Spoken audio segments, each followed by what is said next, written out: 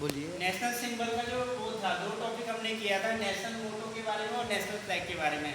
तो आज हम नेशनल एम्बलम के बारे में पढ़ेंगे। नेशनल एम्बलम जो डिजाइन किया था वो ये लिया कहाँ से गया है?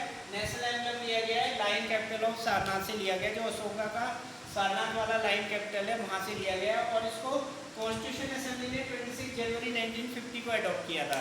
क्योंकि एग्जाम में ये डेट पूछी जाती है, तो और इंटरव्यू में पूछी जाती है किस डेट को अडॉप्ट किया था, कहाँ से लिया गया, वो भी आपको याद करना है। National emblem of India resemble motto is Satyamev Jayate. तो इसका जो मोटो है वो सत्यमेव जयते है नेशनल एम्बलम का।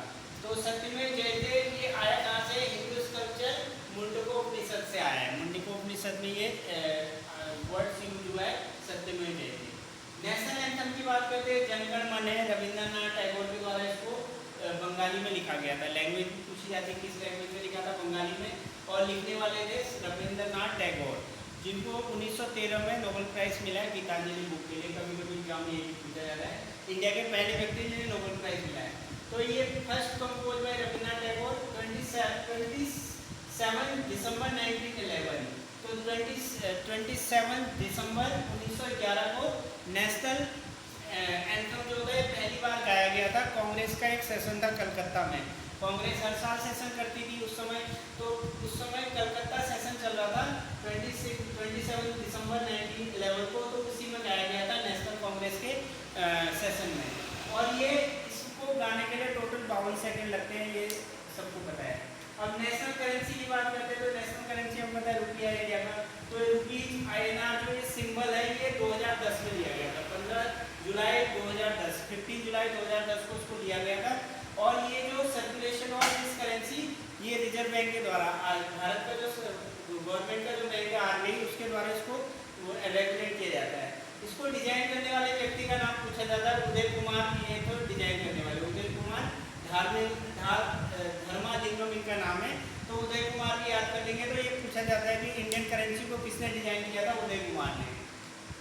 नेशनल कैलेंडर की बात करते हैं, तो नेशनल कैलेंडर क्या हमारा ये वहां से लिया गया है। एक किंग थे कनिष्का, कनिष्का कुषाण वंश के एक रूलर हैं।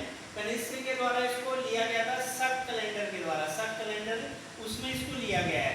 तो ये जो इसमें मंथ होते हैं, हिंदी वाले मंथ, अंग्रेजी वाले नहीं, जनवरी फरवरी, इसमें सागा कैलेंडर में 12 महीनों के नाम है, जिसमें चैत हो गया, वैशाख हो गया, जेठ हो गया, असौद हो गया, और सावन हो गया, भादो हो गया, अश्विन हो गया, कार्तिक हो गया, अग्रहण हो गया, पुष माघ और फागुन। तो ये सारे 12 के 12 मंथ हिंदी वाले ये जो है शक से लिए गए, शक कैलेंडर से लिए गए, जो कनिष्का है। इसको अडॉप्ट किया था 27 मार्च 1957 को। ये डेट पूछी जाती है। एडॉप्ट कब किया था? 27 मार्च 1957 को। और कनिष्क का जो ये था शक कैलेंडर था उससे लिया गया है। तो ये चीज़ याद करनी है। कनिष्क जो थे कुषाण रूलर है, और उनका शक कैलेंडर था वहाँ से लिया गया है।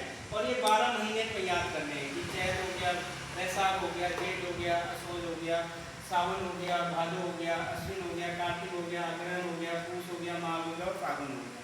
तो ये चीज़ें इस वाली चीज़ें याद करनी है।